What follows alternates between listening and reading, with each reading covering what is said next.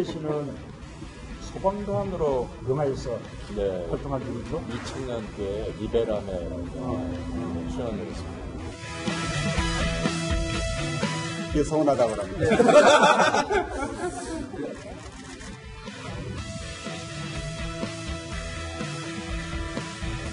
당시에 환상으로 인해서 양손에 2도, 3도화상을 입고 손가락이 아직 이렇게 아쉬워져가지고 지금 재활 치료에 몰두하고 있습니다. 기도를 한다고 오늘 우리 맡기도 하고요. 오늘 내가 두 사람의 생명을 이렇게 살릴 수 있게 주소서. 한 명은 내가 병에 의한 사람, 또 한 명은 나 자신. 아마 그런 간절한 마음이 담긴. 저 또한 그 불에 노출이 됐던 적이 있었습니다. 그 당시에는 효과가 CG를 하는 효과가 없었기 때문에 제가 직접 불에 맞서면서 영화를 찍었던 기억이 있는데 그게 얼마나 힘든 일인지 조금이나마 경험을 해봤었습니다. 그때 당시에는 이렇게 열악한 환경에 대해서 잘 몰랐었습니다. 네. 자, 오늘 이 문재인 대통령이 소방관들 격려 방문한 자리에 유지태 씨가 같이 나왔는데, 글쎄요, 영화에 소방관으로 등장을 했었던 이유, 이것만으로 따라온 것 같지는 않은데요.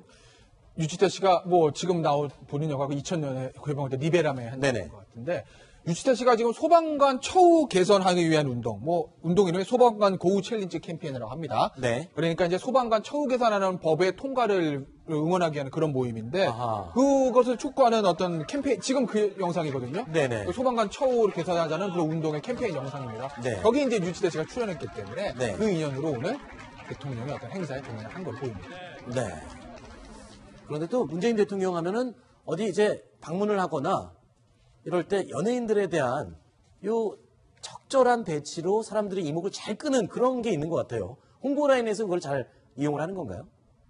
그런 측면도 있을 거고요. 근데 문재인 대통령의 저런 있던 영상들을 보시면 네. 굉장히 자연스러워요. 네. 네, 그러니까 이제 사실은 어떤 의미에서 보면 전임 대통령이랑 좀 그런 점에서 차이가 나는 것 아니겠습니까? 그러니까 박근혜 전 대통령이 어떤 활동하는 영상들을 보면 뭔가 이렇게 좀 의전이 꽉 짜여진 듯한 느낌을 받는데, 문재인 대통령 확실히 일종의 정치인도 여의도에서 좀 계셨고, 그다음에 양산에도 내려가 있어서 그런지 몰라도 뭔가 저런 데 가서 하는 커피를 따라주고 소방관들 얘기하고 손잡고 이런 모습들이 굉장히 자연스러워서 네. 거기 아마 문재인 대통령의 임기 내내 굉장한 장점으로 부각이 될 거예요. 자, 그리고요, 문재인 대통령이 지난 3월에 용문동에서 발생한 화재 현장에서 주민들을 구조하다가 부상을 당한 이 소방대원에게 이런 말을 했습니다. 들어보시죠. 제가 그때 우리 최길수 대원 또 김성수 대원 지금도 재활 치료받고 있죠. 너무 이게 감동적이어서 정말 그 병문안이라도 가보고 싶었는데 그때 한참 또 대선 또 앞두고 있는 시기여서, 그런데 신혼여행 안 간 것은 그건 잘못한 거예요. 이것은 대통령으로서 그냥 명령인데 적절한 시기에 신혼여행 가셔야 되고, 또 신혼여행 갈 수 있도록 우리 또 소방서장님이 또 휴가도 이렇게 내주실 것 같은데 그렇게 해줄 거죠? 네, 적극적으로 부탁드리겠습니다. 감사드립니다. 자, 최길수 대원 이 부상 당시에 결혼을 코앞에 두고 있는 상황이어서 이 부상으로 결혼까지 미뤄졌었다고요? 그때 용문동 이제 다세대 주택이 지난 네. 3월 1일이거든요. 그때 화재가 나서 이제 진화를 나갔는데 결혼 3주 앞둔 상황이었대요. 네. 예, 그래서 그때 이제 부상을 입어가지고 결혼을 할 수가 없었죠. 네. 그래서 미뤘다가 이제 최근에야 결혼식을 올렸고, 또 그 당시에 지방의 한 대학을 나왔는데 이철수 대원이 그 지방 대학에서 소식을 듣고 이렇게 좀 격려 성금 이런 것도 모아서 전해줬는데, 또 그 성금을 그대로 학교의 발전기금으로 다시 또 기부를 하면서 굉장히 좀 훈훈한 화제를 불러일으켰던 그런 주인공이죠. 그렇군요. 자, 일단 1차적으로는 소방대원들을 격려하기 위한 방문이었지만 사실 청와대 그리고 문재인 대통령 입장에서 보면 굉장히 중요한 의미가 있는 방문이었죠. 그렇죠. 대통령의 행보 하나하나 메시지 하나하나 다 의미가 있죠. 그렇죠. 이번 이제 용산 소방서 방문도 의미가 있습니다. 왜냐하면 이번에 가장 지금 이제 6월 국회에서 핫하게 붙을 사안이 바로 추가 경정 예산안 통과인데요. 거기 보면 추가 경정 예산안의 핵심은 일자리 추경입니다. 그 일자리를 만들기 위해서 새롭게 긴급하게 예산을 편성하겠다 그렇게 내놓은 건데 네. 81만 개 공공 일자리를 만드는 게 문재인 정부의 가장 큰 이제 목표죠. 그 중에 이제 공무원이 17만 4천 명 정도를 예상하고 있는데 소방 공무원이 19,000명입니다. 그리고 이번 추경 예산안에도 1,500명 정도가 확충하겠다는 게 포함되어 있습니다. 네. 따라서 추가 경정 예산 통과를 앞두고 지금 야당에서 반대가 심한데 소방서를 방문해서 소방관들이 얼마나 열악한 처우에서 지금 일을 하고 있는지, 그래서 소방관 합충이 얼마나 시급한지 이런 것들을 국민들에게 보여주고 네. 국회에도 어떻게 보면 일명의 압박이겠죠. 네. 그러기 위해서 소방서를 방문했다라고 볼 수 있습니다. 네. 자, 조금 전에 김태현 변호사께서 그런 얘기를 했어요. 문재인 대통령이 뭐 어디 현장 방문해서 뭘 하면 행동이나 뭐 말하는 게 상당히 자연스럽다. 이런 것들이 국민들에게 어필하는 부분이 크다라고 얘기를 했는데, 자, 그런 이미지 때문일까요? 이니티콘이라는 게 생겼다고. 이모티콘은 들어봤지만 이니티콘. 이게 뭡니까? 이모티콘은 이제 다 아실 거고. 네. 문재인 아니겠습니까? 네. 그래서 지지자들에서 별명 인이라고 이렇게 부르는 것 같아요. 애칭이죠. 그렇죠. 애칭이죠. 그래서 이모티콘 앞서 이니티콘이라고 하는데 네. 지금 보시면은 이제 카카오톡 이모티콘으로 많이 쓰이는 그런 모양들에다가 네. 문재인 대통령의 얼굴이라든지 뭐 글 같은 거를 합성을 해가지고 만든 거 아니겠습니까? 네. 그런데 저게요. 뭐 팔리는 건 아니고 돈 주고 실제 살 파는 건 아니고요. 네. 그 문재인 대통령 그 후보 있던 공식 사이트 네. 거기서 제작한 이모티콘이라고 하고요. 아마 지지자들 사이에서 굉장히 좀 인기가 많다고 하네요. 그렇군요. 글쎄요. 조만간 또 이게 또 누군가가 업체가 이걸 또 실제로 만들어서 팔게 될지. 그렇게 되면 초상권은 어떻게 되는 건가요? 그 허락을 받아야죠. 허락 받아야 되는 그러니까 뭐 이럴 수는 있어요. 그러니까 그럼 이모티콘 업체에서 팔아라. 뭐 내가 뭐 허락을 해줄게. 대신 초상권 돈 받아야 되잖아요. 그렇죠. 그건 뭐 내가 뭐 기부를 하겠다든지. 아하. 뭐 이런 식으로 할 수는 있죠. 그렇군요. 알겠습니다. 뉴스탑10이 또 아이디어를 하나 드렸습니다. 자, 뉴스탑10. 다음 8번째 소식이 또 준비되어 있습니다. 저희가 8위로 꼽은 소식인데요. 어떤 내용인지 확인해 보시죠. 자, 이번엔 김동연 경제부총리 후보자의 인사청문회 내용을 정리해 보겠습니다. 오늘 이 청문회에서는요, 특히 자, 이 보호자의 준비성, 자, 이 눈길을 끌었습니다. 그러니까 후보자의 준비성, 그러니까 옛날부터 앞으로 있을 모든 일들을 준비해서 서류를 준비하는 아주 철저한 후보자의 준비성이 아주 눈길을 끌었습니다. 자, 그 내용 어떤 내용인지 영상으로 준비했습니다. 함께 보시죠. 차용증이 석 장이 제출이 됩니다. 모자지간에 차용증을 쓴다는 것도 좀 저희가 어머니가 갖고 있는 돈을 빌려서 이자라고 하면 좀 그렇습니다만 조금 좀 여유 있게 용돈을 드리는 개념으로 해서 했던 것입니다. 차용증 문제 얘기를 하셨는데요. 제가 24년 동안 공직자로서 재산 등록을 했습니다. 그렇기 때문에 조금 더 빈틈없이 하기 위한 약간의 결벽증이 있습니다. 제가 갖고 있는 것은 사본이었고요. 어머니께서 드렸습니다. 어머니께서는 필요 없다고 하시는데 일부러 만들어서 드렸고 심지어는 빌릴 때 용도까지도 제가 일부러 써놨습니다. 결벽증 비슷하게 해서 1,000원 단위 이상이 공직자 재산 등록 신고의 대상입니다. 그렇기 때문에 모든 것을 완벽하게 갖추려고 애를 썼습니다. 제가 그때 미국에 있으면서 집사람이 부업을 했었습니다. 그때 받은 소득을 제 재산 등록 신고서에 보면은 그러니까 여기에 얼마는 집사람이 미국에서 번 돈 이렇게까지 기재할 정도로 철저하게 했습니다. 어떻습니까? 고위공직자에 올라온 사람들이라면 저 정도는 기본입니까? 아니면 좀 심한 편입니까? 공직자들 입장에서 보면.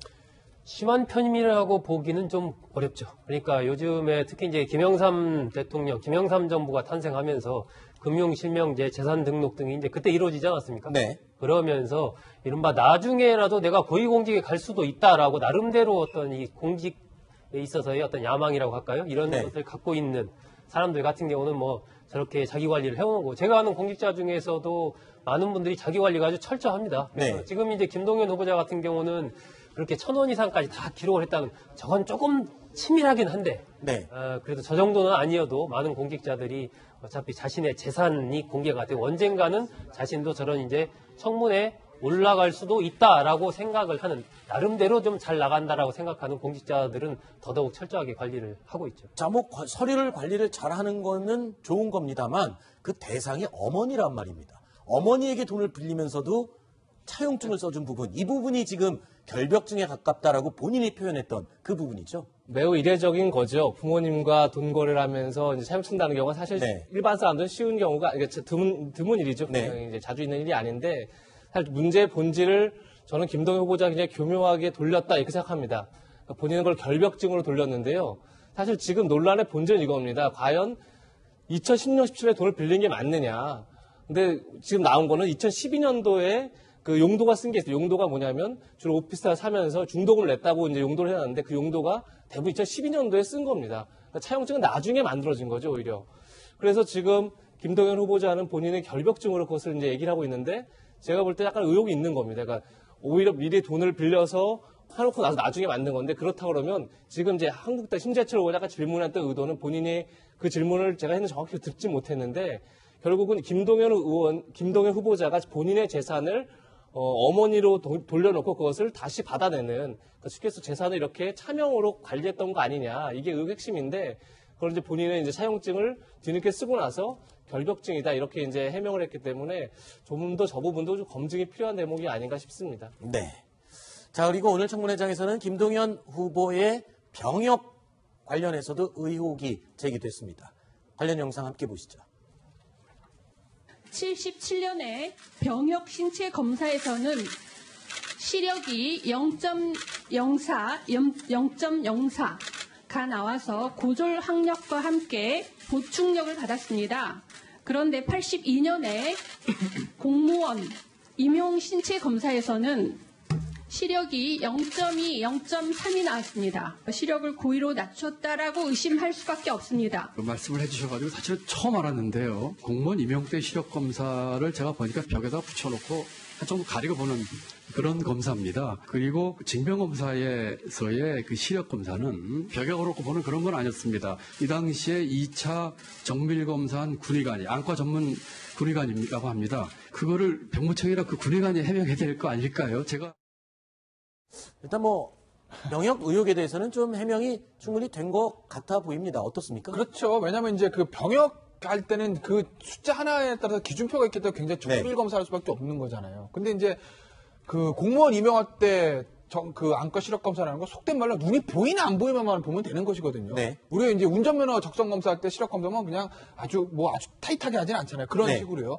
그러니까 김동연 후보자 입장에서 보면 그 정밀 검사를 했을 때랑 그 공무원 임용 시험 했을 때랑 시력 검사는 어느 정도 차이가 있게 나올 수도 있는 것이고 네. 중요한 거는요.